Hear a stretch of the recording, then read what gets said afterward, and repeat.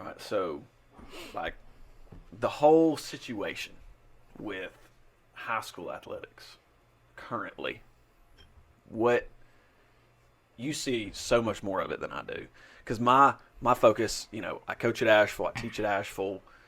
My focus is only here and a lot of other places. But Bo, I mean, with Average Joe's, you go all over the state. You have a relationship with the AHSAA. You have relationships with coaches and players. How would you describe the current state of high school athletics in the state of Alabama?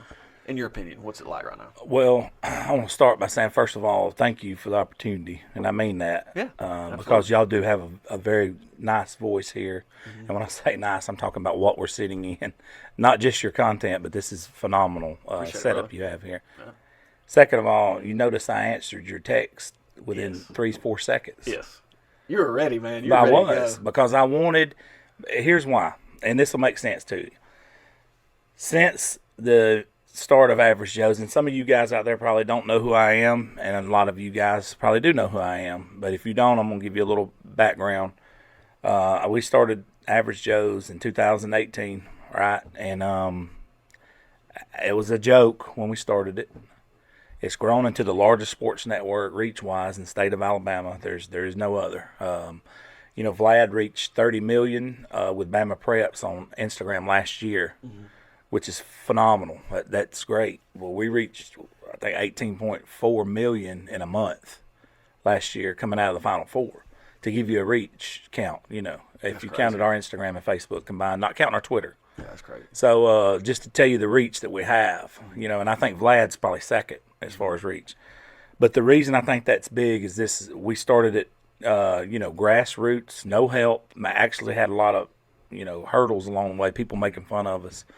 But we've grown it because of what I'm about to tell you, and that's we do 1 through 7A, rich, poor, private, public, all sports. Yeah. Whether you're awful in sports or whether you're good in sports, we still do something for you. So when you ask me my opinion, I've sat on the sidelines and I've watched a lot of people on both sides of the argument on all kind of issues say a lot of stupidity. I mean, really, honestly. I've got my inner Kevin Moore going on right now. It's going to be good. Well, Kevin will say, when Kevin comes on places, Kevin's going to be Kevin, and I respect him for that. Yeah. So I'm gonna tell the truth on what I'm about to tell you. I've seen people on both sides say some incredibly stupid stuff, and like I've been sitting there waiting. I wish somebody somewhere would ask me my opinion on this. Because I'm gonna tell you, and it's probably gonna ruffle some feathers, but I really don't care because I've got skin in the game from more angles than you even know. I mean, I deal with AHSAA all the time.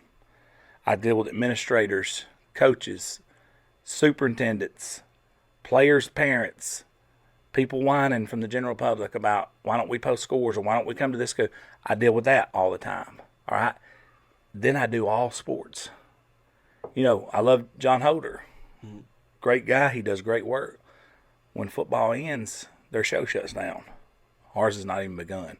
You see what I'm saying? Yeah. And nothing against John Holder. I'm just telling you what I deal with year round. So therefore, I think I've got a pretty good idea on this. And then furthermore, I have a daughter that's not only a player, but she's at a private school that has been, I'd say the word who's a Christian right now. Yeah. And people in Mobile and people up the Tennessee lines, I'm like, whoa. Yeah. So I've seen it from the inside and what it's done with kids and what it's done for the school and the school's reputation and name. So therefore, I think I've got a pretty good vibe here. You've seen all angles. 100%. You've seen as much of the picture of it as you can see.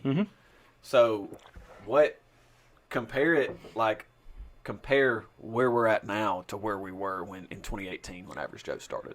That's a great starting point. When 2018, there was a clear, definitive path. You know what I'm saying? And, call it what it is, but I think what we've done social media-wise, not me as an Average Joe's, us as in media, has gave a lot of people a microphone that normally wouldn't have it. You know what I'm saying? Yeah. And it's gave platforms to people that are being heard that was back in 2018, you would never hear a voice from this person or that person. And what we've got now is we've watched college football transition into something that's unrecognizable. It's unrecognizable now. If you take college football in the 80s, 90s, right? You went to Alabama, you walked on because your dad and your granddad and his dad all loved Alabama, Wallace Wade, Bear Bryant right now. None of that's gone. It's all gone. The pageantry's gone. The walk-ons that mean something is gone. That's correct. Now it's keeping up with the Joneses. Like, some money. And look, we can do a whole nother show, and I know how I got to that. And there's two people responsible for that. And I made a post about it on my Facebook 6 years ago, and I think you remember it, and every bit of it come true. Not one thing did I say did not come true. Every single bit of it come true. And I quit watching college football that day. I remember you and I had that conversation about why you were no longer a Florida fan and why you were moving away from college football. And I said it 5 years ago, 6 years ago before NIL hit, and I said what was coming, and 100% of it happened. And now it's ruined it forever. Let me tell you this, Nick. It's like toothpaste. All right? Once it comes out of the tube, it's not going back in. So now I'm saying that to say this. Same thing with this situation. People need to be very careful how we move forward with what they say, what they do, and how this stuff's fixing to be handled. Because once it goes out of the tube, it's not coming back in. So when you talk about, like, I've got some notes kind of pulled up here. So a couple of things that I want to harp on real quick. You've got some legislation that's been signed into law. 2 bills specifically from the state of Alabama that involve education. Probably the most controversial right now, the most in your face right now, is the Choose Act, which is going to allow a tax credit. Basically, to sum it up to $7,000 a year, the state of Alabama will give parents of a child a tax credit for if that child wants to leave their home designated school and enroll in another institution, whether that is an out-of-district public school, a private school, a trade school, or a home school. They're going to get up to $7,000 a year in a tax credit from the state of Alabama to do that. That has prompted the Alabama High School Athletic Association to deem that money as financial aid, which in the bylaws of the AHSAA is illegal. If a student receives financial aid from an institution, they are not eligible athletically to participate in any type of competitive sport. That is under the governance of the AHSAA. So basically, if my son were to transfer somewhere and use that $7,000 credit to go to school somewhere else that wasn't Asheville, he or she, they could not participate in sports. What is that doing right now to the AHSAA? How has Heath Harmon, the executive director, where do you think the AHSAA is going? Because right now there's a temporary restraining order that's preventing the AHSAA from executing that rule and that guideline. And so you have all these kids that are able to transfer using this Choose Act tax credit. What do you think is going to happen with that? Where's that going to go? Is the lawsuit going to be resolved? There's mediation going on right now. There's the whole private school, public schools, split discussion. Where are we in all that? Well, in your opinion, I think that was the spark that ignited the state of where we're at. Let's just call it what it is, a war. Yeah. Right? Yeah. And remember what I said a minute ago. We've got to be careful on both sides about the toothpaste coming out of the tube. Because, see, now the state of Alabama has stepped in. The government. Correct. Yeah. And not the ASHA. The state of Alabama's come in. And they're wanting to rip power away from the ASHA and make them, and I'm telling you, what they're wanting to do. They're wanting to make them only event coordinators. To just be in charge of the state championship games Correct. And stuff like that. Now, if that's the case, why would we need an ASHA? Because all the ASHA does is hire an IDD to do state events. Out of Birmingham, that event management company. Okay. Yeah. Do you see where I'm going? Okay, so so we got to be careful, right? Now, who's ever in the history of the ASHA been at a crossroads and been in his job for a shorter period of time than Heath Harmon. Yeah. Okay? He's got a battle in front of him. Daily. And then you take what you're saying, and all right, look at it from the state's point of view. What they're saying is, if this is legal, well, then why can't Jim, who owns a car dealership, just pay the tuition to get little Johnny over here to pay at I don't know, Briarwood Christian in Birmingham? Yeah. Okay? Well, that's what prevents that. Yeah. All right? What this Choose Act's saying is, hey, I've got a kid in a city here in Montgomery who has to walk through 2 metal detectors to get to his homeroom every day, and he's got a chance to go to a private school where they're going to feed him, mentor him, take care of him, grow him as a human being, and he'll have a private school education for free. Okay, what are you going to do as a parent? Yeah. Okay, so now does he get punished because he goes there? Yeah. What should have been done, in my opinion, they should have met both sides and got it dissolved before it ever hit. Because it ain't like they said, okay, this is in play, whatever. It was talked about 2 years before it came into play. In those 2 years, they should have said, if A's done, where's B going? And how do we come together on that? So by they, do you mean the state and the AHSAA, Yep. or do you mean like State and AHSAA. So where do you think, like, do you know if there was a conversation had by the AHSAA with private schools and public schools? Like, was there a meeting that was had to say, hey, how are we, like, did the Central Board of Control come together and say, hey, this is coming, we need to discuss this, or did they just kind of sit on their hands, or did they just get blindsided? Like, do you know anything To about my that? knowledge, there was no meeting saying, if we implement this, how are you guys going to do that? To my knowledge. I could be wrong, and somebody could correct us in the comments. But I'm telling you, to my knowledge, there was no meeting. But if I know, Nick, if I'm telling you, hey, Nick, Marty McFly stopped by my house, and there's going to be a tornado here, November 23rd of 2026. Don't be here that day. And you're going to be like, what? You're crazy. I'm saying, hey, bro, Marty, I'm telling you, it's happening, and you know it's coming. Yeah. Okay, let's meet. Let's make sure we're not here that day. Yeah. Okay. Not. I know it's a crazy analogy, but just think about that. They're sitting here 3 years ago. They said, we're doing this. We're going to implement this. Something should have been worked out before then, because the ASHA then can legally go to them and say, hey, now if y'all do that, here's what we have written in our bylaws.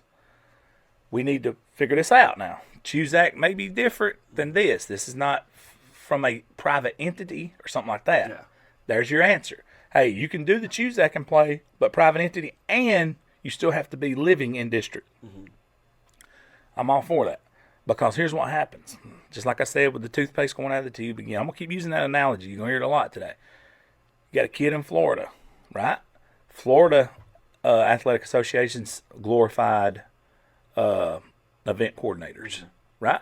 Had a kid play football at one team, the same kid play basketball at another school, same kid play baseball at another school, same calendar year. That's wild. 3 different sports, 3 different schools, same year? And was recruited openly by those schools. Fact. Look it up. So do you think that's good for sport? Horrible. High schools? Okay.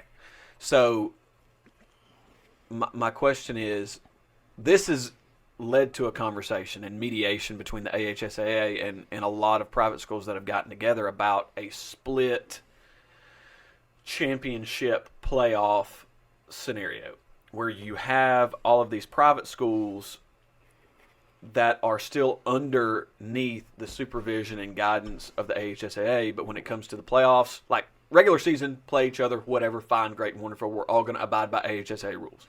But when it comes for playoffs, they're going to have a separate bracket, they're going to have a separate championship, almost like a separate classification just for private schools. You know, Mississippi doesn't have an official split. They have the MAISA or MI, whatever it is, the Independent School Association of Mississippi, and then the MAHSAA, which is where most of the public schools are. Georgia has it split. Tennessee has it split. Do you think that on January 23rd, when Heath Harmon said the mediation is going to end, or at least they're going to make an announcement about the mediation ending, do you think that they're going to come out and say, hey, we're going to split, or do you think they're going to reconcile and they're going to come together and either, because private schools are complaining about that enrollment boost, right? The multiplier. They're complaining about that 1.35 student multiplier. They're complaining about all of these guidelines and rules that these public schools want in place to sort of handicap the private schools when it comes to recruitment or whatever. Do you think those issues are going to be solved, or do you think they're just going to say, yeah, we can't address those problems, we're just going to split it and call it a day? Because I think Texas, the state of Texas, that's how they've basically addressed it. Is they got to the point they just got tired of trying to keep it balanced between public and private, and they just separated everything.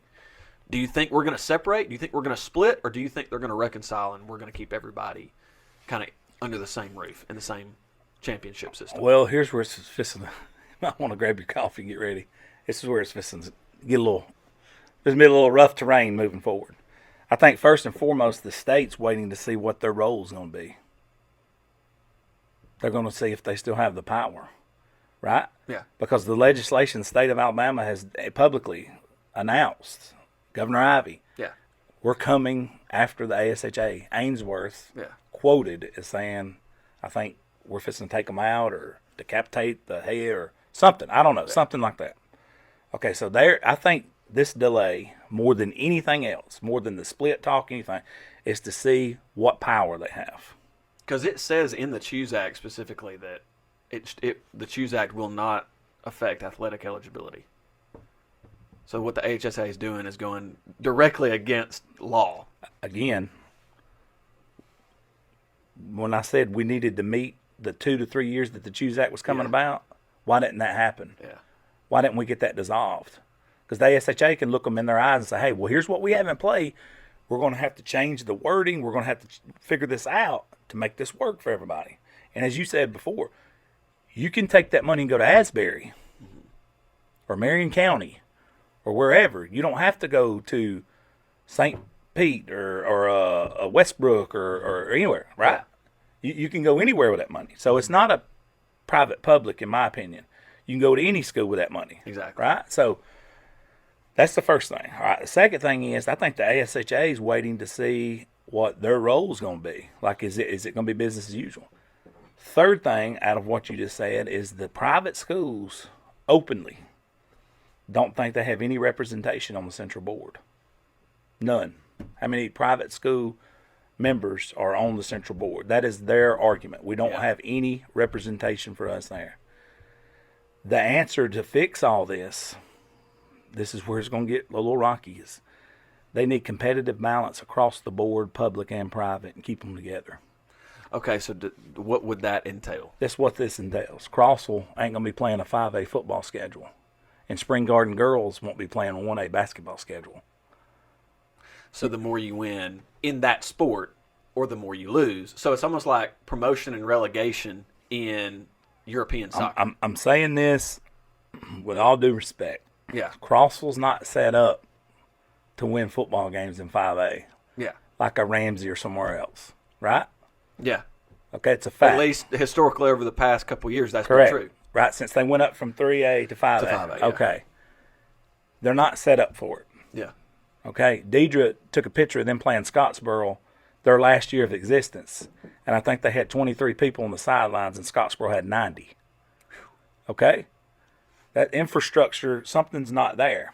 Right? Because they're now playing JV football. Correct. They're only playing a JV football That's schedule. correct. They're not playing a varsity football schedule. That's correct. And some varsities, like junior highs, will go play them, just for scrimmage and, get them back ready. But my point to that is, if everyone had competitive balance, then all this stuff would be handled across the board, public or private. Get rid of the multipliers, because that's what private's saying. They're like, and really, okay, if privates are so dominant, why do they only have 2 championships in football, which is the most dominant sport in the state, and only 3 played for it? Why is that? And now volleyball, you got an argument, right? But Ann Schilling's at a 3A school, 2A school? 2A school. And they're playing 7A schedule every year because they're dominant. You talking about Bayside? Bayside, yeah. Bayside volleyball. Yeah. Correct. Do you see where I'm going with that? Now, Crossville's not going to be playing Scottsboro and Gunnersville, and you know what I'm saying? They're going to come down and play teams that they're competitive against. And then I know everybody immediately is going to say, well, teams will start losing. Well, I mean, if you're losing to drop down, I mean, you don't have the right coach. Yeah. But competitive balance across the board. And look, A&M dominated 1A basketball. At Spring Garden. A&M could have won 4A, 5A. I know that because I watched them beat 6A, 6 times straight state champion Hazel Green by double digits going away, dude. I remember that game. I watched it with my own 2 eyes. Yeah. Now, A&M would probably been playing at 5 or 6A, and a lot of things would be solved if everybody was in competitive balance, right? My point is, if you want to do it fair for everybody, there's your answer.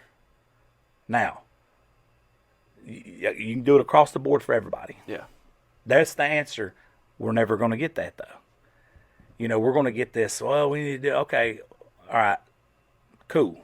I see what you're saying, but if you are an AHSAA, if you're Heath Harmon and the board of directors, you're probably sick at your stomach of hearing, hey, we need to separate. I'm tired of these private schools. Every post is, I'm tired of these private schools. I'm tired of these. They can cheat illegally.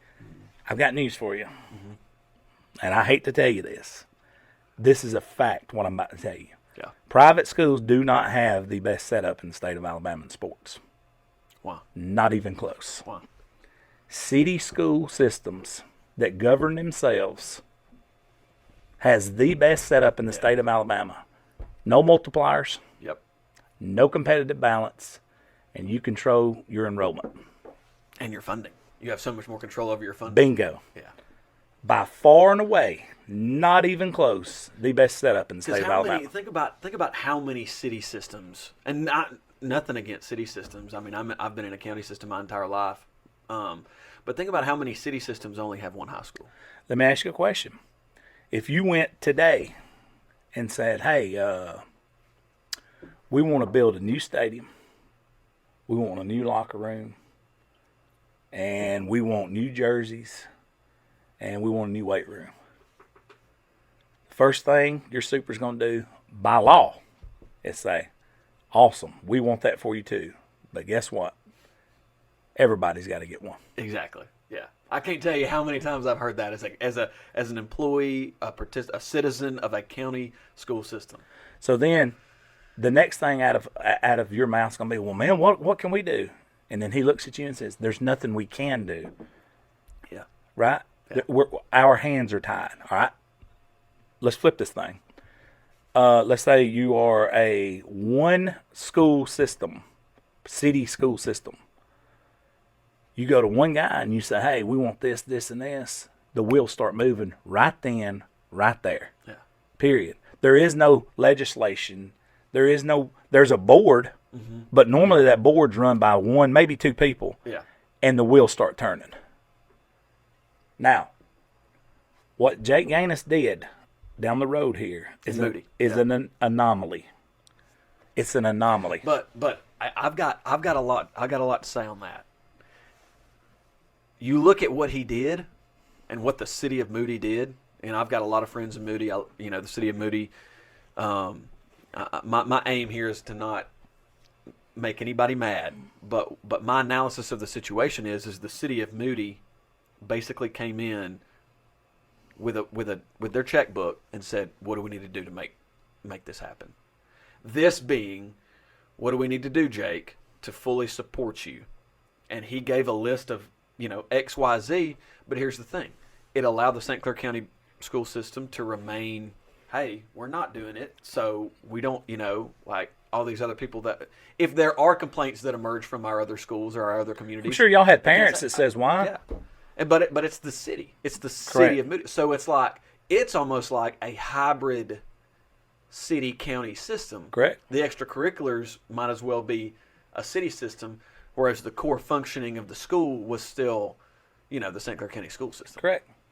And you got to give it to the citizens of Moody that live in that school district. They passed a tax increase that Springville also passed.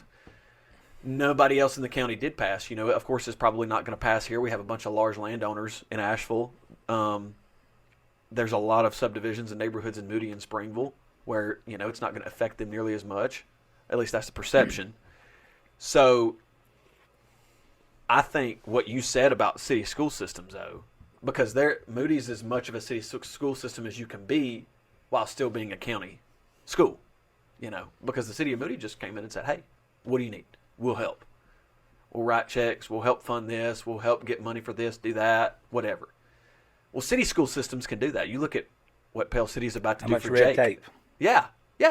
Well, look, when Jake going to Pale City now, and I'm not going to give details that I've heard, but from what I've heard, they're rolling out the red carpet. Which is already started with Rush. They already started that. Yeah. They were prepared to do it with Rush. They were already doing it with Rush. Redoing locker rooms, turf and stuff. 100%. And now they're doing it with Jake. So when I say it's an anomaly what he did, it happened at a county school system that attacked it sort of like a city mindset. Yeah. Another case in Point Center, Alabama. Yeah. Kelly got there, weight room outdated, uniforms outdated, field looked not so good. He got it turf, got a new weight room, got new jerseys, right? Got a new locker room, got it redone, painted everything, all right? Center stepped up and did that, right? Yeah. But what happens when you have the right superintendent in the right city at the right time and the community bought in? You get a Piedmont. So let me tell you what Piedmont did, man. Go ahead. I want to talk about They Piedmont. had factories out there that closed down. Yeah. And people were scared because they were about to lose their whole Source community. of income. Yeah. Yeah, they were having to drive to Goodyear and all these other places. So what did the city of Piedmont do? They rallied around and said, hey, we want to build our city through this school. So all of our funding, we're dumping into this school. They were the first with the Jumbotron. They were the first with the turf. They bricked everything. They're the first with the indoor. They're the first to put Chromebooks in everybody's hand. And to this day, I think they're fourth in the state or third in the state in overall education. Yeah, their test scores are out of this freaking world. In a city that has 69% poverty rate. Yeah. Which is not translated. Poverty rate and super high grades do not translate. Right? So what happened is they got the right superintendent in Hayes. They had their community buy-in. And they built it through their school. There's a city school system, and they dominated every sport. And look, and over the years, and I told this to Steve Smith on his show, right, talking to him. I looked him in his eyes, and I meant this, and I'm going to say it on your show. Everybody's like, oh, Piedmont recruit. Piedmont don't have to recruit, homie. Yeah. Your kid is coming to a school where he's getting a Chromebook 6 years ago. Yeah. He's going to be practicing on the indoor. He's going to have great uniforms. He's going to be playing at the state-of-the-art facilities. He's going to be trained and playing by great coaches in every sport, male and female. And he's at a school system that is in the top 5 in education. Do you think 1 through 7A? Yeah. Do you think we do all this stuff so we can beat ourselves in the chest and say, hey, look at us? No. They do that because they want to set the standard. Yeah. You're crazy if you don't want your kid to have the best in that, man. Steve Smith don't have to go calling people when he was there. He's winning rings. Your kid's getting all this other stuff. They're preparing them for life, man. He ain't calling people. Mm-hmm. And that's an elephant in the room. Yeah. People can get mad I say this, but I'm going to say it. Your job as a high school football coach nowadays and administration, in my opinion, y'all can backlash me and you can at me at both Starkey, whatever. Mm-hmm. You need to put out a product desirable enough that people want to be a part of it. For a couple of reasons. Number one is you need to keep everybody in these halls. Mm-hmm. They don't need to go take on the shiny new job down the street. Yeah. You want to keep them right here. There's the number one. And two, it is a big functioning machine that is the front door of your porch, the athletic system is, that people want to come be a part of. Yeah. And I know people don't want to hear that. But why else would you put new turf, new jerseys, social media presence? Why else would you do it? Exactly. I mean, look, and like I said, you can dog me out. I don't care. I'm a grown man. I'll take that bullet. But why else? Why do you think Moody and Jake Gaines has the number one social media presence in the state? Mm-hmm. Why do you think they have the new uniforms? Why do you think they were branded 411 boys? Everybody in the state knows them as that. Mm-hmm. Do you think he did that just to do it? Just to mix it up. Or to put out a product desirable enough to get the word Moody When you hear Moody, you instantly think what? 411 boys. You also think good football, and you also think flashy uniforms, and you also think their social media is killing it. Those 4 things he accomplished in his sleep and at a county school system. So that's another reason I can't stand when I hear coaches say, "Oh, we can't do it here. We just ain't got the Jimmys and Joes." You'll never do it there. You're right. You can't. You can't. Somebody else will. That's what you're saying. Exactly. If you get the buy-in. Yeah. And Burns, when he's super here, top notch, brother. Well, that's why Pell City took him. He's top notch, dude. Well, of course. I mean, he's a 5-star. He's a 5-star. If we went like a recruiting rankings, he's a 5-star. Yeah. Burns is a 5-star, dude. I always enjoyed when he was here because when he would come by, he'd look you in the eye and he'd shake your hand and he'd talk to you, and he'd have a genuine conversation. Yeah. It wasn't, you never, like, well, I never He wasn't got brushing the feeling, through here. Yeah. I never got the feeling that when he and I had a conversation, it was, oh, let me have this conversation with this person so that I can say I had a conversation with this person, checking a box. Right. It's, hey, Nick, how you doing? And it was first name. Hey, Nick, how you doing? And then he would ask me about some of the things that he knew was he'd ask me about our kids, which was always great. He'd ask me about, what he had seen on social media or what he had heard. Hey, I hear wrestling's doing really well. I hear basketball's doing really well. Y'all brought him state championships, man. Yeah, exactly. And so he was always, I don't know. I really enjoyed, and we're going to have a superintendent election here soon, so we'll see how that turns out. Yeah. But I think. Does that make sense what I'm saying? Yeah, dude? it does. And hey, look, and I know people's watching this is going to say, "Oh, that dude's an idiot, man." Call me an idiot. Why do you think Piedmont, because you look at Piedmont, you're right, their poverty rate is eerily similar to Asheville's. They're a city school system. There's probably about 4,000 people that live in Piedmont, right? What you say? I'd say that's probably fair. No, actually 6. It's 6. Closer to 6? Yeah. Okay. I believe Steve said that to me. So, why don't other places like Piedmont, we've got plenty of rural, middle of nowhere towns that have between 4,000 and 6,000 people. Why don't they follow the Piedmont model? Why hasn't that experiment launched other rural city school systems like that, in your opinion? It's going to get rough again. How can I say? I'm trying to be as politically as correct, Nick, because your show. Well, I don't want to back you into a corner. I'm just saying, why? Like, I want to know why other places, because to me, it makes sense because it's obviously worked for them, right? Because they've leveraged the fact that they have a high poverty rate, which means that if they're an independent school system, they get a lot of federal funding, and they get a lot of state funding to compensate for their lack of local funding. Why don't other schools take advantage of similar situations like that? In my opinion, again, this has nothing to do with Nick's show, it does have something to do with Average Joe's because I'm the face of it, but I guess this is going to be tough. We have a lot of lazy people that work in the state. Okay? We have a lot of guys collecting checks in this state. You mean within education or like I see it on every single day. I see it every single day on the sports side of things. Okay. I know who's collecting checks and just riding out their tenure and, hey, this is great. Blah, blah, blah. Those are the same people that will book their vacations a week after the season. Those are the same people you never see do the extra stuff. Those are the same people have no social media presence. Mm-hmm. Okay. If I had that mindset, I wouldn't be sitting here talking to you right now. Okay?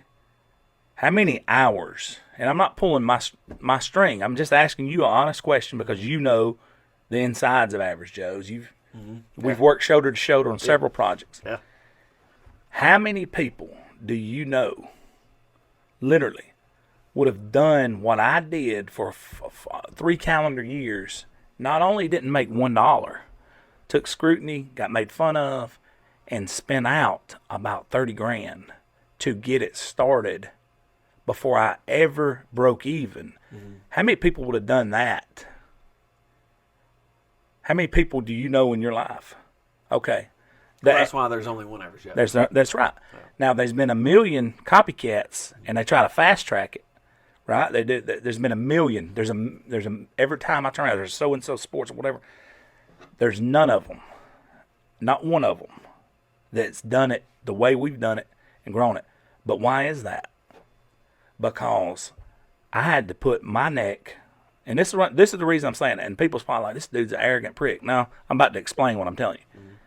I had to put my neck on the line to create it. My relationship with my wife and my kids, and I've lost one of my best friends who's died along the way to get us where we are today. That's why I take it very serious, if that makes sense to you. And people don't know this. You know this.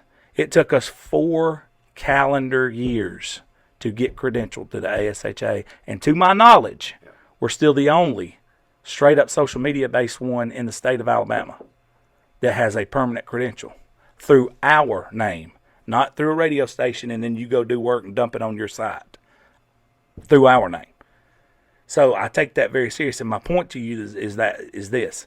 How many people did that extra work? How many people do you know would do that extra work? Or how many people would look at me and say, that dude's insane? Mm-hmm. Okay, same thing to answer your question. How many school systems are going to be the only one, as David Goggins says? How many of them? Obviously, Piedmont's one of the only ones. Mike Hayes? Yeah. Somebody, if I'm a super, I'm on the phone with him as soon as I hear this. Hey, tell me about this, man. What? Hey, look, I need to know what you've done. You know, because we got to recreate it. It's forcing a lot of people to rethink. Not just how, because we're coming at it from the sports side, right? Mm-hmm. But we also have to. They come at it from both. Exactly. That's the thing. So there's going to be a lot of people that approach this from the academic side, mm-hmm. from the athletic side, and from both of those angles because they have to, because they're superintendents or they're in leadership or whatever. What are we going to look like in the next 5 years? Will the AHSAA exist? What's Average Joe's going to be doing in 5 years? What am I going to be doing as a high school coach in 5 years? Where do you think we stand in 5 years? Is this resolved? Is it what's going to happen? I think a couple things is going to have to be resolved. The number one is, to me, there's no use. There's zero use. There's zero use in keeping them under the same umbrella if you separate them. So you're saying if they separate, on January 23rd, if Heath Harmon comes out of the AHSAA and says, okay, we're going to split the championships, there's no need for the AHSAA to be over both. Why would you? Exactly, yeah. I mean, it makes sense. So you're saying they all need to go to the AHSAA or some other, form their own organization? Because guess what they did after they met with Harmon this last time? All the private school representation met immediately after together to discuss the future. That's right, they did. That's right. Will Ainsworth, the whole nine, right? Okay. So, why would you? Here's the scary part, and this is going to ruffle some feathers again, but I guess this is the feather ruffle day. The first one who implements NIL wins the athletic championship forever. Because let me tell you something. If they were to split today and say they formed a coalition of private schools and they implemented NIL, guess where every athlete of a star caliber athlete is going to go? Okay, why is Caleb Holt not in the state of Alabama right now? Yeah. Because Caleb Holt's already a millionaire. And I'm not, look, and I'm sure there's people going to launch on me for saying that. I'm telling you what will happen. I told you 6 years ago what was happening to college football. I said the pageantry's gone.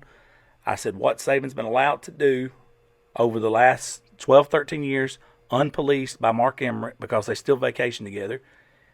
When he goes out, the other one retires. If Saban retires, Emmert retires because of the umbrella he's had him under. And I said what it's going to do, they're going to start paying players, and it's done. Out in the open. Out in the open. Paying them out in the open. Out in the open.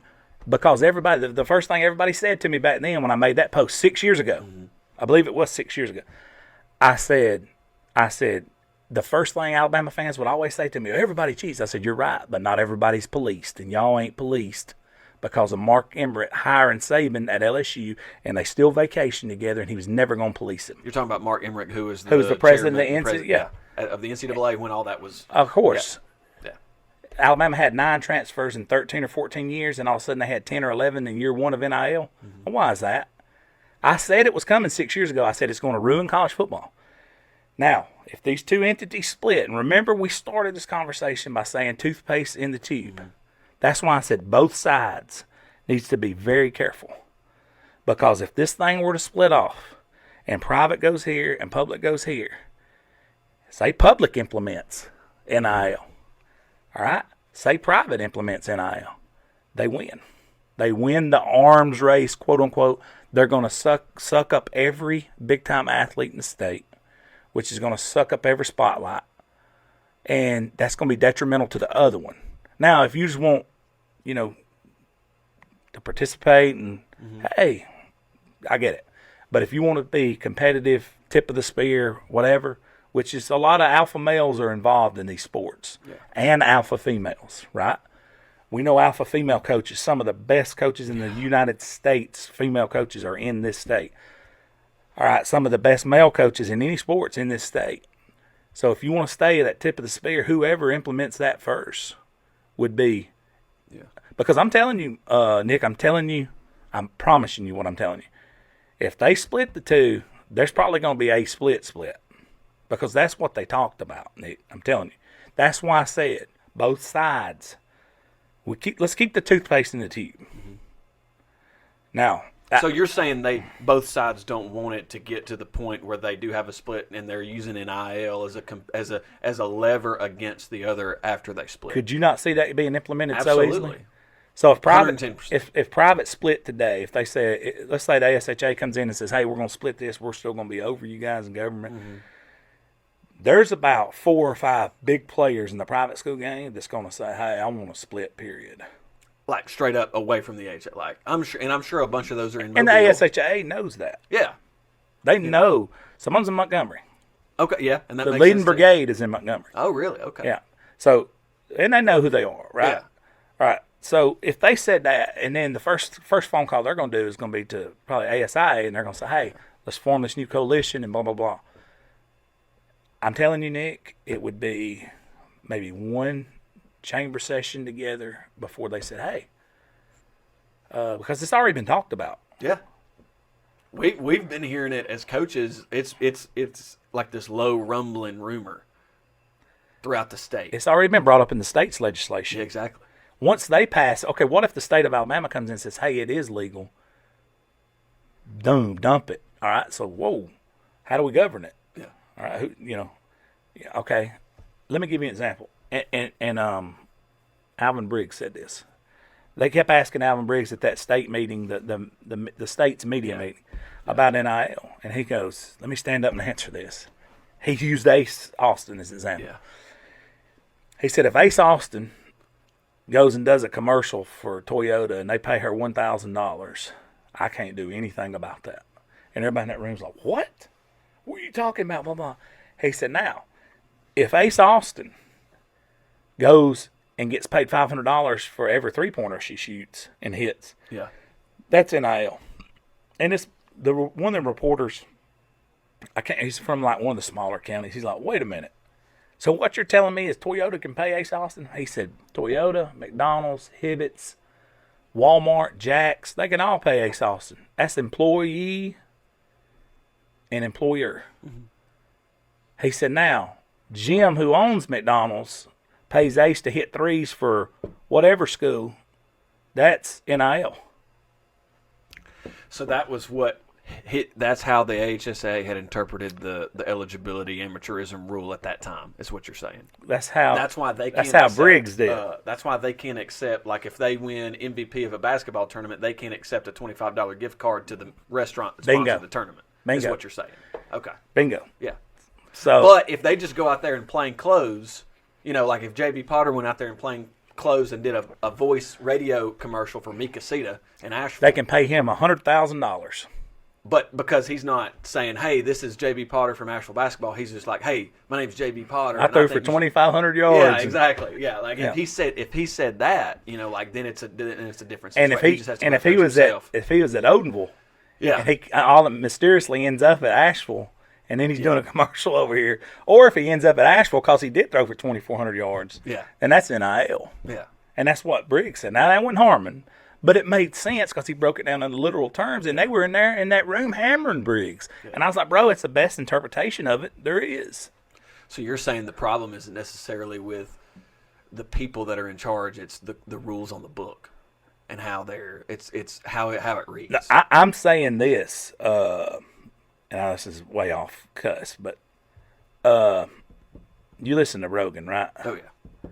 Did you hear Bob Lazar? I know this is a crazy analogy. Mm-hmm.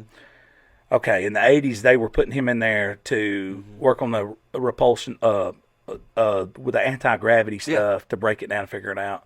Why did they do that? Because they knew if we were the first ones as a country to figure out anti-gravity, you then create force fields, you then create all kinds of technology that puts us way above everybody else. Correct, stuff that's not of this earth, quote unquote. Yeah, it's the same thing here, dude. Think about it. That technology would be, if they split off, the first one that implements it, you're going to vacuum the athletes out. So, so what you're saying is, in 5 years, you think that we're still together because you think neither one of them want to compete against the other. Here's something I guarantee you is going to have to happen. If we're going to be together, there's guys on both sides of the table going to have to swallow a little bit of pride, sit down like me and you are, like men. Hash out your differences, and both sides are going to have to listen, or there's not going. It's not going to work. I mean, it's not going to work.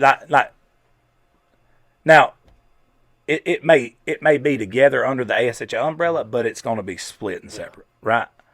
So, looking at it from the standpoint of public, if I had a nickel, I'm not talking about the whole year in every sport. If I had a nickel for every post when Coosa beat Pisgah this year on my page that night, I'd be a rich man.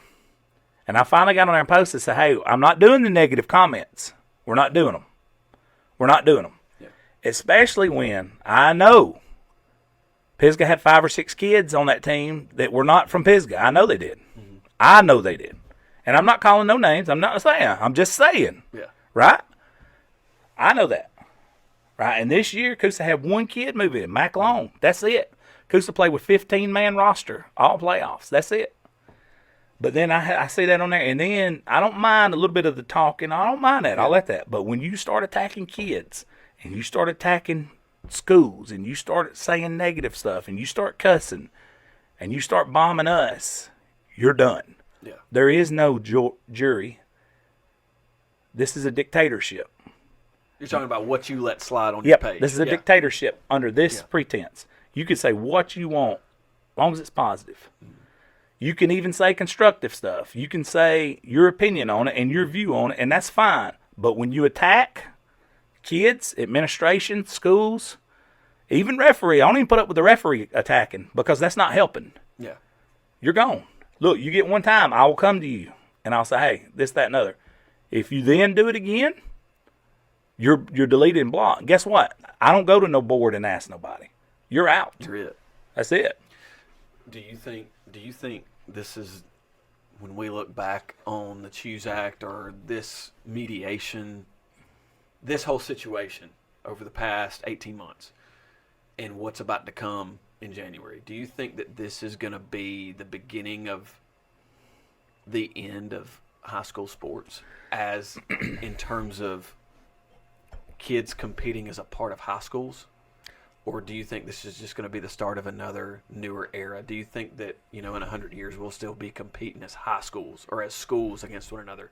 Because a lot of people want to argue that we just need to totally take the schools out of everything. Schools just need to educate, like they do in a lot of other countries. Schools just need to educate, and it just needs to be a bunch of clubs competing against one another. Club teams that are separate from schools. Do you think that that's coming, or are we just about to enter another era of high school sports? What you just described is college football to a T. Alabama, Auburn in the 80s, 90s, 70s, walk-ons played a part. Everybody in this state went here. Yeah. And therefore, you're fighting for your brother and your family. It means more to you. Now, it's club ball. So-and-so from Hawaii, so-and-so from California, right? Is it a mystery they transfer out if they don't get their way? We live in a TikTok society, right? It means something to wear that. It means something to wear that to somebody whose grandfather went here, whose dad went here, whose mom went here. That means something.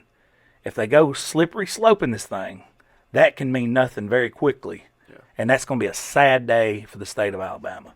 And what I mean by that, we're on the cusp of a very slippery slope here, really slippery. And I'm telling you, people can say what they want to say. Heath Harmon, McCray, J.T. Lawrence, Barkley, these guys are at the toughest time. I mean, this is the Great Depression. High school athletics. It is. Yeah. I mean, look, their job, whether you're for the AHSAA or against them, you need to respect what those guys are going through. And one thing Heath Harmon does is listen. I approached him. He does. Yeah. I approached him about a very serious business matter that could fix a lot of stuff in the state of Alabama. And I can't say nothing about it. But he sat there for 45 minutes and listened. He didn't say a word. He took notes. He didn't say nothing. And then he took notes, and then he asked very educated questions. Now, with that being said, he's listening to both sides, right? And who's been thrown in the fire quicker? Out of the gate like Seabiscuit, he's been dealing with stuff. Because he's only been at the head of the AHSAA for what, maybe Right. 18 months, maybe the same amount since all this started. Correct. Because Alvin Briggs resigned, retired, and he retired basically right when all this When that Gulf Shores thing hit, Yes. that's when this thing popped off. Yeah. Right? That was the Simone Eli spark. story, then they didn't get, hammered, and I don't want to get into the details, but half the state was like, hey, man, they should have been blah, blah, blah. This is why they're useless, and then blah, blah, blah on the other side. And I'm like, this is bad. Yeah. Well, now it's spiraled. Then the Coosa stuff, and the Coosa stuff is, man, hey, look, man, I'm in Mobile, and I'm down there eating on the patio, and I'm with Sam Wright from I'm with Sam Wright's dad that was at Spain that plays at Colgate now, Big Sam and Richard Wright, and I'm down there with Toodles, and people's coming up on the patio out there in Mobile. You look like the average Joe's do, man. Hey, yeah, thank you, Man, tell us about Coosa, what's going on, man, it's crazy. And I'm like, man, you know what I'm saying? I'm So like, you were getting in questions Mobile. down there about I'm down there about on the patio. Yeah. I mean, look, I'm not diving into the Coosa thing. I'm just saying this whole pot that we're in right now is the toughest, murkiest waters, dude. And Harmon and them, whether you're for the AHSAA or against them, whatever your stance is on it, you got to respect what they're going through right now because they are getting it from all angles, dude. battling. Oh, my gosh. You don't hear a lot of the big 6 and 7A schools saying, hey, we need to get the privates. They don't care. It don't affect them. They don't play them. Yeah. It's the 1s and 2s and 3. Here's my thing. Let's say we split today. Okay? Let's say the split is today. Let's say it happens 1 hour from now. They say, we're separating these. See how politically correct I can say this. Is the guys who are collecting checks, is that going to fire them up all of a sudden? Or are they going to stay right where they're at on that pecking order and just beat on their chest a little bit because somebody else, quote unquote, lost? Or are they going to fire up and come up that totem pole and say, we got a chance now, boys, blah, blah. Hey, buddy, if you're going to get fired up off people getting thrown out of here, and you've been sitting here collecting checks, which is what I said a minute ago, you're fired. Because you've been wasting these kids' careers, and now all of a sudden you want to get fired up and come out here like you're on fire to, go lift weights and do all this extra stuff. You've been shortchanging us. Get out of here. That's what I do as administration. I know that's going to ruffle some feathers, but I don't care. I can name you a coach right now. I'll put him up against almost any coach in the state of Alabama as far as kids loving him, X's and O's, knowing the game, and he's at a 1-8 school that's barely hanging on athletically, right? Mm-hmm. Coach Brian Knapp at Gillsville, they don't have the numbers. The dude can coach his tail off, and I go sit in with him and look him in his eyes and have great conversations with him just like I do when I go sit in with Mark Freeman. Mm-hmm. There's no difference. I treat them both the same. I can call both of them right now. They'll both pick up the phone, and that's a blessing to me because I get to know two men that's poured their heart and soul out to their locations. Mm-hmm. And people's going to say, well, Mark does this, and he gets this. And okay, guess what? He wins too, right? Mm-hmm. He's also a Christian. He does things right. Well, I don't care what anybody says. Brian Knapp, Dad coached at Gillsville. Mm-hmm. They don't have numbers out there. They look like a triage unit when I went out there doing his show this year. That's down to 12 or 13 kids.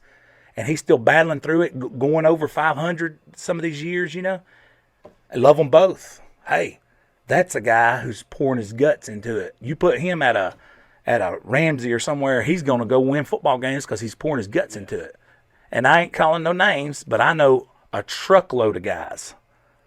A truckload of guys that would be in Brian Knapp's position and cash in their chips and not even give effort out there and say, well, we just don't have the guys. And just take the check. That's what you're saying. That's what I'm saying. So let's say they separate them tomorrow. Do you think these guys who are collecting checks now are going to go streaming up we can beat on my chest, man, I got a chance now. Mm-hmm. Hey, buddy, you've been shortchanging us as an administration and these kids. Hey, who are you? My preacher, Scott Wright, says this. Who are you to tell a kid to go in there and bust his butt in the weight room when you don't show up for church? Mm-hmm. You don't do the right things yourself. You don't show up on time. But if a kid misses a rep or a workout, you want to crucify him. Who are you to do that, dude? That's the same thing with these guys collecting checks. Let's get the private schools out of here. They're still going to be at the bottom of the totem pole because they don't have the work ethic or the character of a Brian Knapp.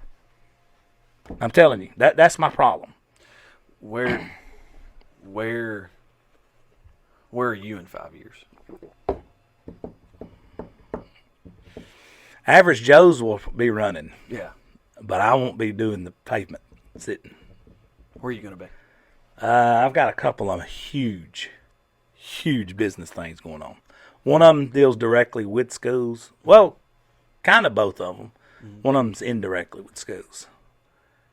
But yeah, but I had a replacement. Yeah.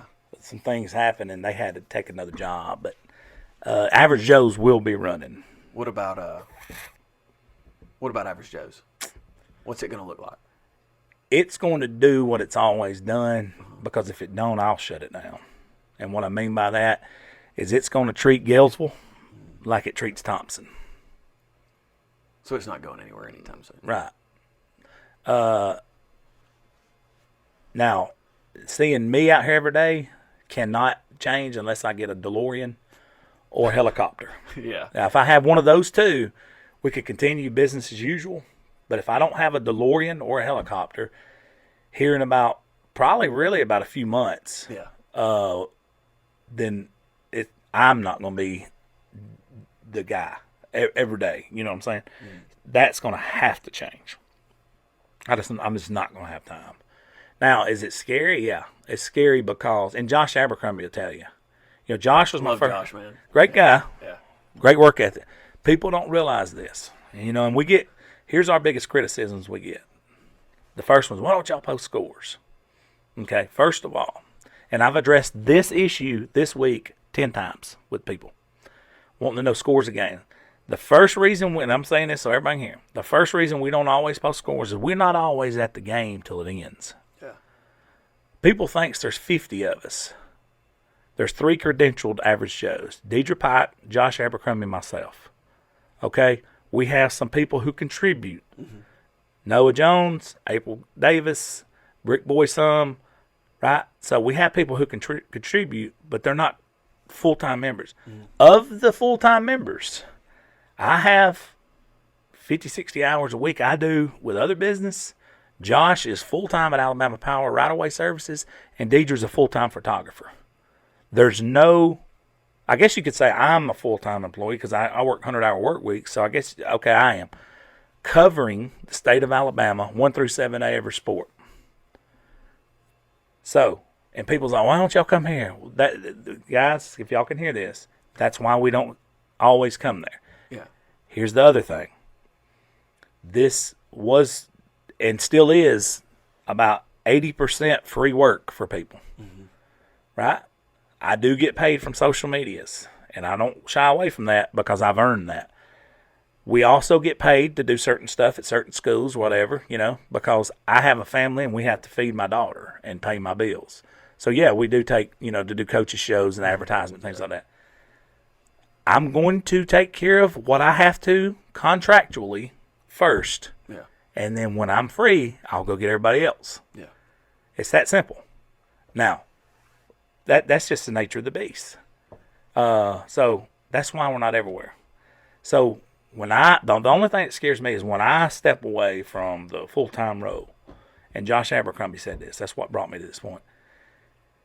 Josh Abercrombie's famous quote was, if I was Bo and the head of this thing, we would be at two schools. We'd be at Southside and Central Clay.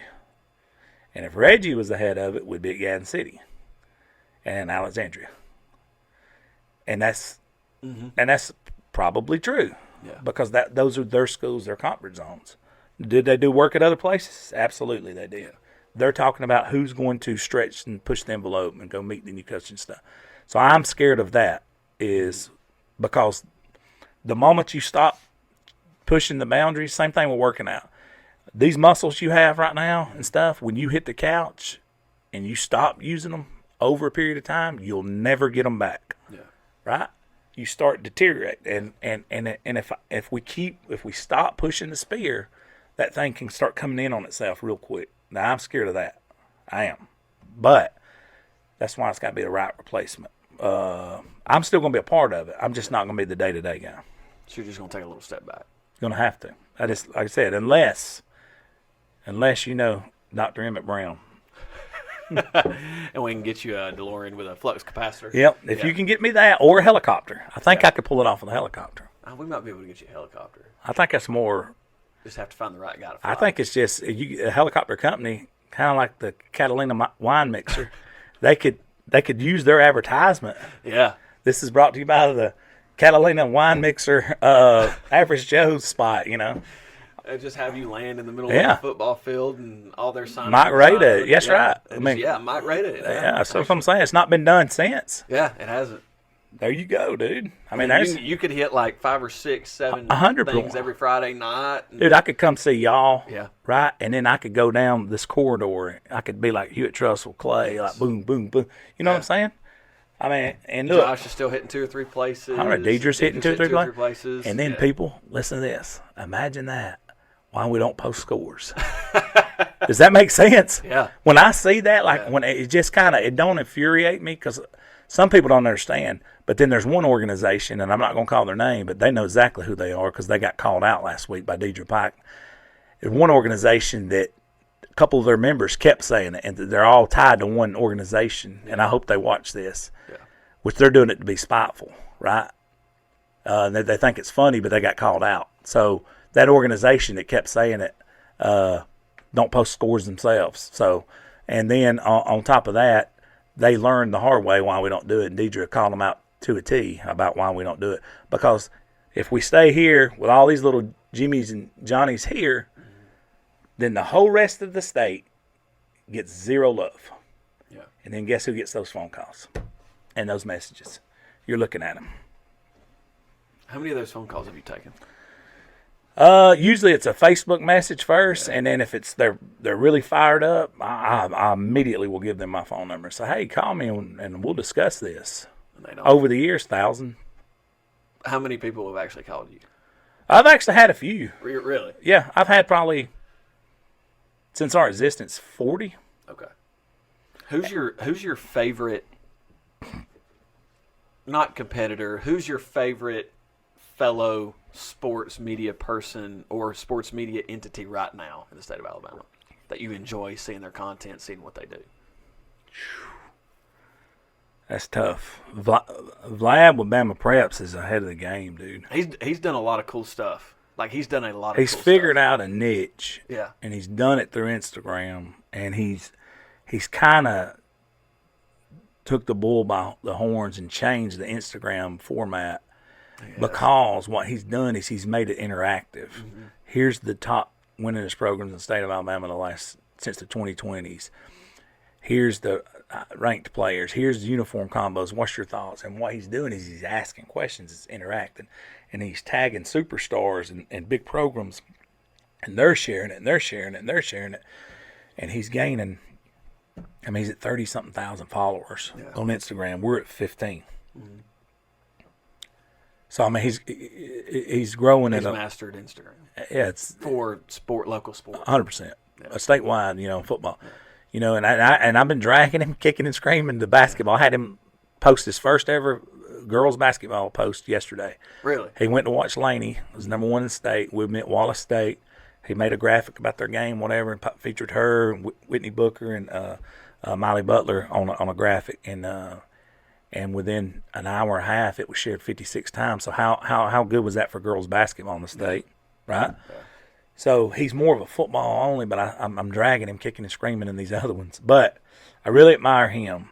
As far as quality work, I still think Brick Boy, although he does mostly contractual stuff with Coosa now, his work, Q, Two Live Q is phenomenal. What he does, CJ's phenomenal. What he does with Unlock the Game. Pure Game Sports puts out a good product. Their graphics are second to none. I like what they do. But when you put it all in a package, man, it's so hard to say because the thing I like about it is you got specific only guys. What I mean by that is like Vlad's a football specific, dabble and other stuff. Eyeball Radio, those guys are phenomenal. I don't know if you follow them basketball wise. They're phenomenal basketball wise, right? So I love seeing those different contents, and and then we got the old heads, the staples like a Ben Thomas, who writes these phenomenal articles and covers it from an old school, but it still needs to be done. Yeah, not everything's quick, fast, and in a hurry, and that's how Average Joe's was invented because. And I tell people this story. I remember my high ever was 38 against Emma Sansom. And I remember I come home, and first of all, I'm playing Sansom. That's a big deal back in the day. Yeah. Second of all, if you score 10 on Emma Sansom, that's a big deal. Yeah. I scored 38 points, my high ever. Kevin Troop was there coaching, which is Haley Troop's dad. He was an assistant to George Baker at Sansom at the time. Larry Pools, the offensive coordinator at Gadsden City, was playing for Sansom then, amongst others that I could sit here and keep naming. But I scored 38 points. I run home. I can't sleep. I slept maybe 2 hours that night. I woke up, jogged to the store, Rainbow Food Mart from the projects I lived at in Atala, put my money into the newspaper rack, ripped it open. You're not going to get a picture. Yeah. You can forget that. I just want to see my name in black and white. Scrolling, it's not there. Now, Average Joe's. Coach Smith's son, Steve Smith's son, hits a grand slam in a playoff game against Gordo. He's never hit a home run in his life. Holy crap. Okay, when he hits the grand slam that wins this game against Gordo in the playoffs in baseball, I walk outside and I talk to Coach Smith for saying, he said, man, that's the first home run he's hit in his life. I have his article written, a picture of it happening, and him tagged on Instagram before he gets his phone that day.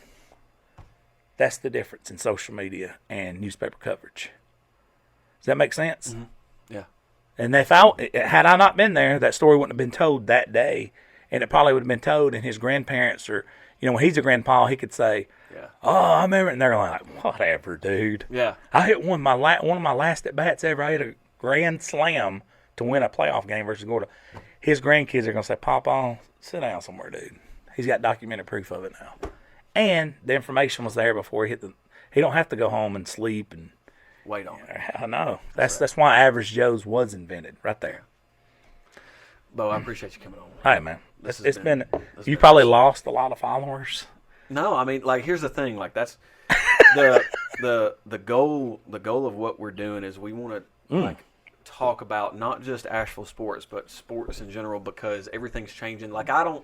the reason I wanted to have you on, and the reason that I want to have some of the other people that we're going to have on is because sports is changing. The way that we've done things for so many years is about to change, and it might not be as fast as I think it's going to change, but it will change. Within, that's why I kept asking you that question about 5 years from now, 5 years from now. 5 years from now, I plan on being here and coaching, but I don't think how we're going to have to operate as a school, as an athletic department, myself as an assistant coach and myself as a head coach, it's going to be totally different. And you know way more about the situation from a macro level than I do. And that's why I want to have you on, because you can help the people that watch this from an actual perspective kind of understand what's about to come. Well, here's something we didn't discuss. Do we got a few more minutes? Yeah. Okay. I got something I want to ask you about and your thoughts on it. Okay. So we're turning the mic over now. I'm interviewing you. Okay. What's your thoughts on these school systems building tech schools on their campus, near their campus, and dumping students into it to lower themselves in classification? Can I give you an example? Yeah. Albertville has put 587 kids, I believe, in a tech school that's not going to count for the number. Fort Payne's put 300. Yeah. What's your thoughts on that? But they can still play because they still live in Albertville High School's district. No. Once they're gone, they're gone. So in other words, so you're saying these kids are ineligible to play for Albertville, but they didn't play to begin with, and it drops their numbers. Yeah. And now you're starting to see them pop up. Blueprints for them pop up everywhere. My opinion, and this is just my general opinion on things like this, because what a lot of people were doing, I know this. What a lot of people were doing is they were sending a lot of people to district-wide virtual schools. And so technically, what a lot of people thought was going to happen is, okay, hey, that kid doesn't count on our enrollment, so we're going to be able to lower our classification if we send a bunch of kids to virtual school. But because they technically live in, like, for instance, in Ragland's school district, even though they go to St. Clair County virtual school, they live in Ragland, they can still go play basketball or football or softball at Ragland.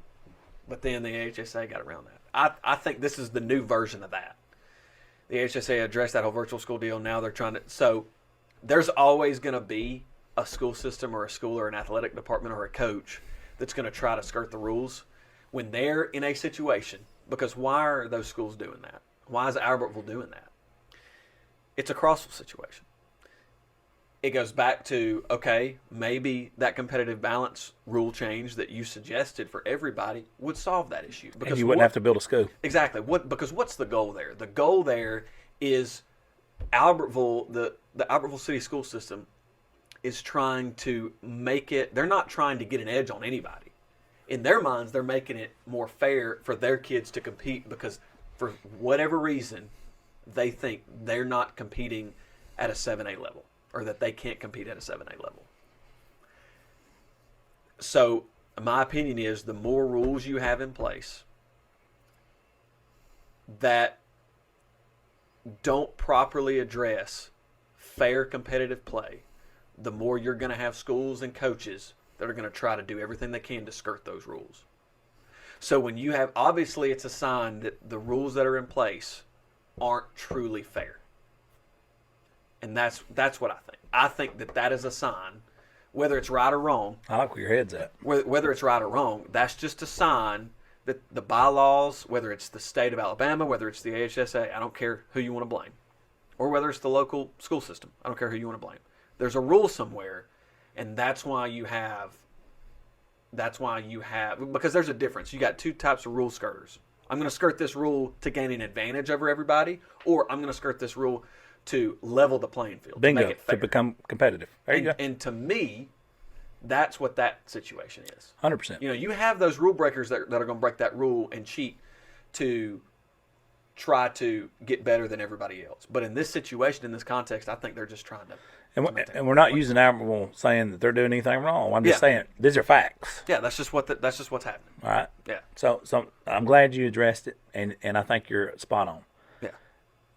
for whatever reason. But that's me personally. I don't speak on behalf of anybody. That's just me, my personal thoughts. No, Nick Wilson. And look, and I agree with Nick Wilson. Yeah. Right? So, would competitive balance across the board not solve that? We ain't got to go build schools. Yes.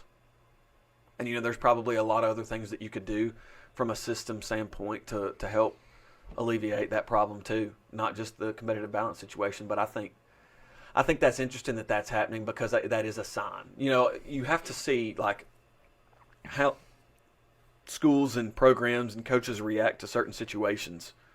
How are those reactions? What do those reactions tell us about the current state of sports? And I think that's what this whole conversation, this whole episode has been about. And I'm gonna give you another example. Auburn High School is about to split. Yeah. Ooh, God. They got 2,900 students. Yes. Okay. Picture this now.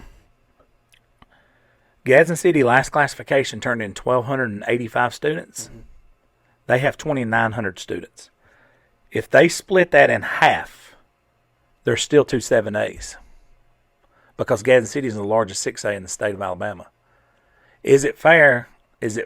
Because look, Keith Etheridge is one of the best football coaches you will meet anywhere in any classification. Yes. Are you telling me you're going to cut his football team's talent in half and you want him to compete against Opelika, Central Phoenix City, Thompson? Whoever's going to be coaching at Plains High School, which is going to be in the same, it'll be Plains. Talk to me. High. Like, yeah. Talk to me. What's wrong with this? Gadsden City, one of the largest 6As at 1,200 something students. If they split that down the middle, they're going to be at 1,450 each. Yep. Those are both 7A numbers. Mm-hmm. So you're going to split Keith Etheridge's football team in half? They're really competitive. They're good. Yeah. Will Wagner, Etheridge, Scott Goolsby, great DC. Hey, but do you see where I'm going with that? Are you going to split his team in half? So what do we do with that? Are they 7A? Yeah. Well, what's interesting is so Auburn High is 10 through 12. That's 2,900 kids, 10th grade, 11th grade, 12th grade. And then when they split it, it'll be 9 through 12. Auburn High, 9 through 12, Plains High.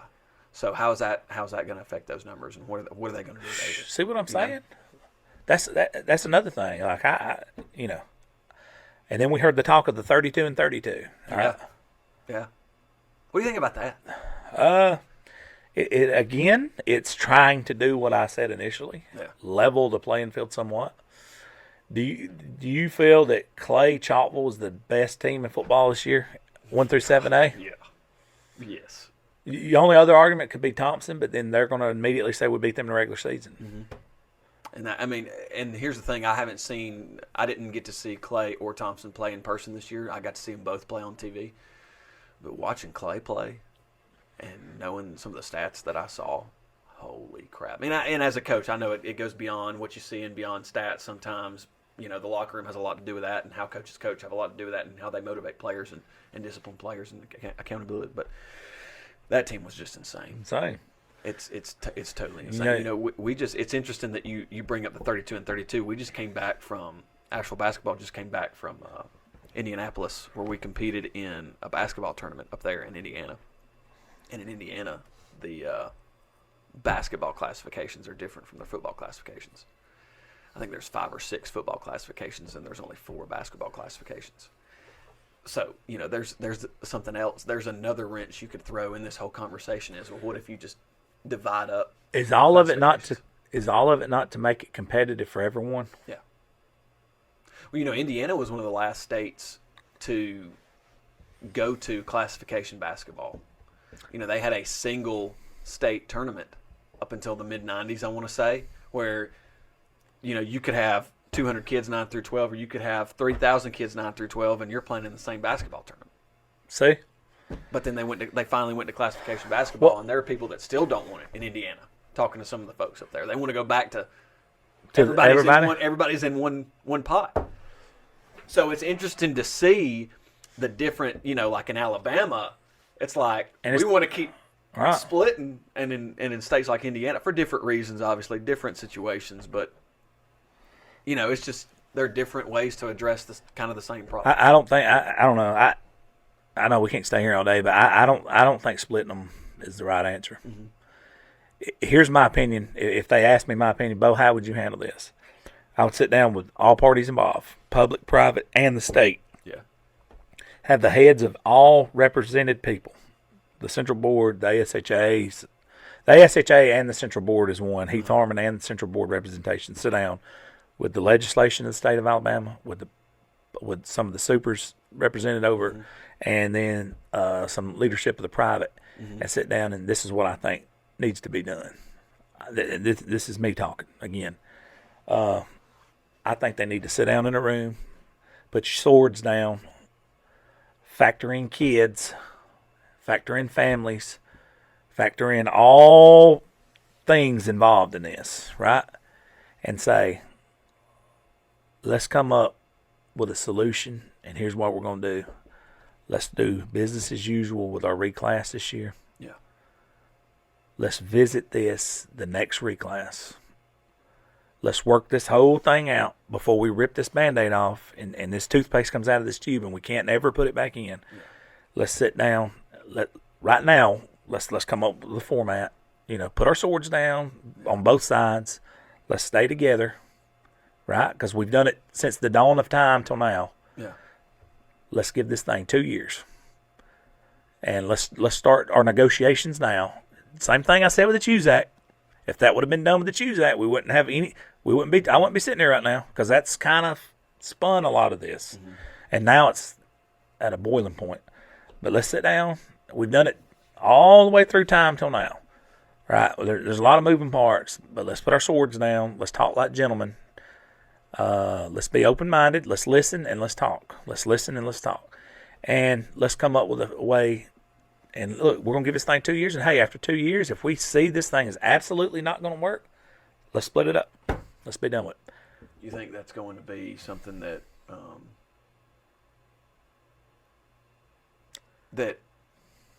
do you think that's possible, or do you think there's so much pressure on the AHSAA that it's got to happen now?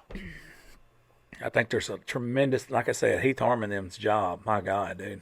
McRae, Harmon, JT, Barkley, those guys. I mean, imagine that pressure. But then imagine the pressure from the public wanting the privates out. And then imagine the privates sitting there saying, hey, bro, we already got multipliers. We already got competitive balance. What else do you want to throw at us? Yeah. So I think it could happen, but I think people's going to have to swallow some pride. They're going to put their swords down, and they're going to have to treat this. Just think of it like this. And look, not everybody's Christian. I'm not saying they are. Look at it from a biblical standpoint.